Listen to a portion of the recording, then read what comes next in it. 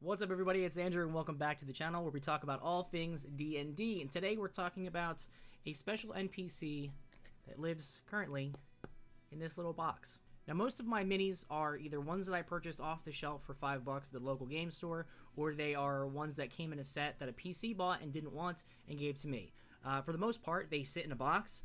When I need them or I find one that looks kind of cool, I'll paint them up and eventually incorporate them into the story as an NPC of some kind. Sometimes they will travel with the group for a little while. Sometimes they'll just be there to have conversation, but they'll come back multiple times. I'm pretty lazy, and I don't like getting out all the paint for no reason. So when I do it, I do them in batches, and I tend to use the ones that I paint. So if there is an NPC and it has a mini, generally the PCs have figured it out that they are more important than they might realize in the beginning, because why would I have taken the time to get a mini for it and bother painting it, unless it's going to return sometime in the story or they've got some information. So I need to find a workaround for that so they don't figure it out so easily. But I needed a special mini, and this is the first time I've ever ordered one from somebody else online. This is from an Etsy user who I will place their name in the link in the description, because to be honest, I can't remember what it is exactly. But I needed a very specific model for it, and I just couldn't find one that was made by Wizards or sold at a local game store. So I had to search online for a little bit, and luckily there was one that I really liked and fit almost exactly what I needed. So we're going to open this up. I've already cut it so I don't slice my finger on camera, but I'm going to show you what's inside, and then we're going to talk about why it's important to me. Lots of packing peanuts, which I suppose is a good thing when there's a tiny little fragile piece of something in here. Alright, it's inside a bubble wrap bag, inside peanuts.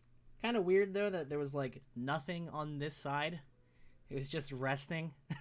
I didn't mess with this before. I just cut the top off and opened the box to make sure that there was something inside before I did the video. But, yeah, kind of odd that there's, like, a ton of packing material, but then none of it is actually covering up the product. Kind of weird. But we'll see if it's in one piece.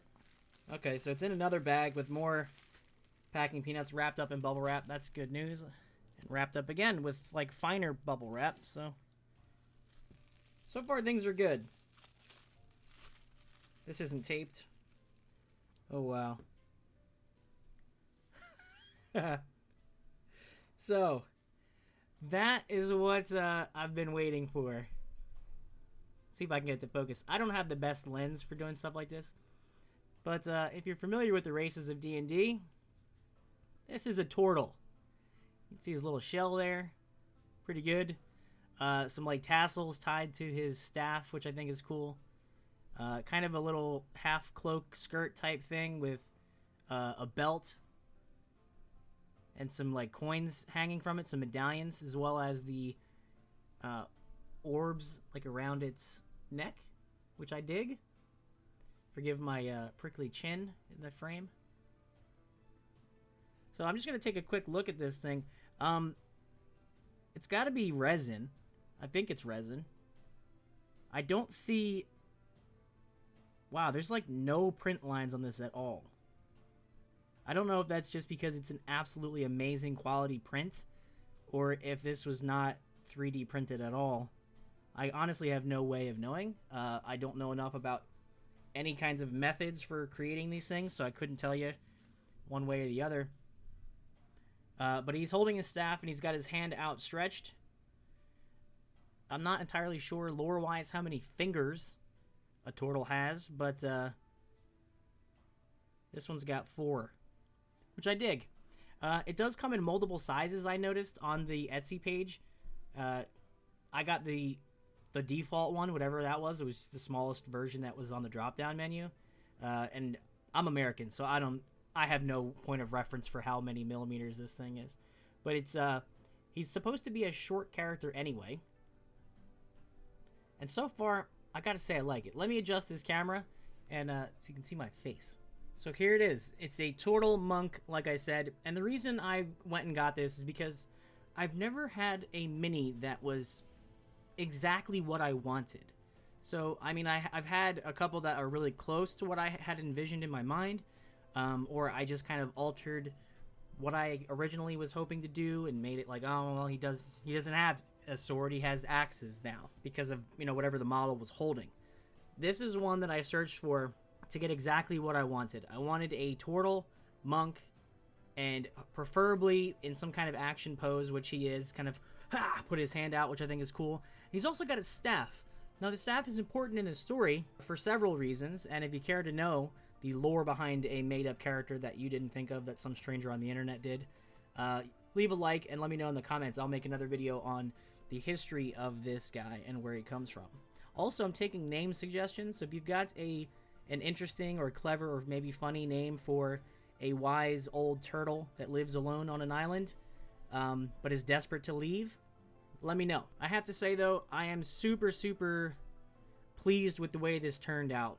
I was pretty skeptical buying something from, somebody online, but at the same time, I was desperate to get something that was accurate to what I had in my mind. And this absolutely nailed it. He's got a huge shell, which is perfect. Like I said, there's lore reasons for a lot of things to do with this model, and I'm so pleased to have found it on Etsy. Like I said in the intro, there's a link in the description to where I got this from.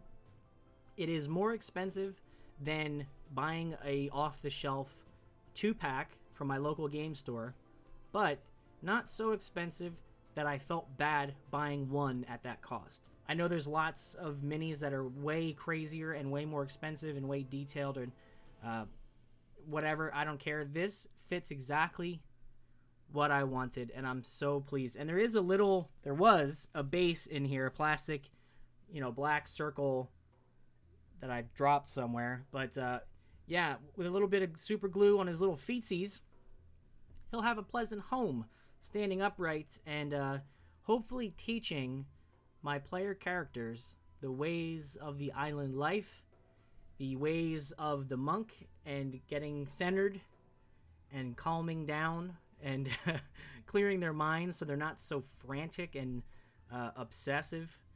And there's a lot in store for this character, and I'm just really, really excited. I know there's not a whole lot of substance to this video, but I can now say, I guess this is sort of a review of that person or their quality of print. Really, really good. Nothing on it is wobbling. I mean, there's a little give to the staff because it's so thin, but it's not so frail that it's going to bend. A lot of my minis have swords or staves or something, and I go into the box to get them, and they're all bent to hell. Or they're just such large things. I have one orc character that is wielding a massive axe, and the head of the axe is just so huge that it's just too heavy, and the handle of it just can't do it. This seems absolutely perfect.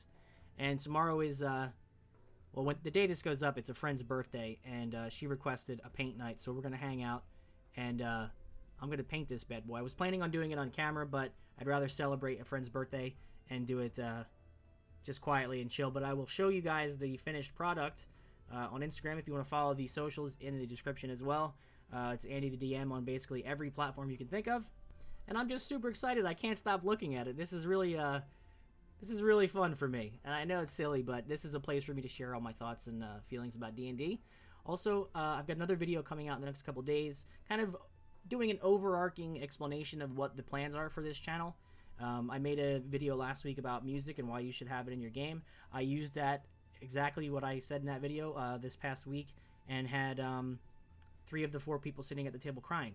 So it's very emotionally impactful, so I highly recommend you check that video. I'll put it up in the card on one of these sides, I think over here. But that'll do it for me. My name's Andrew. Thanks again for watching, and play some D&D.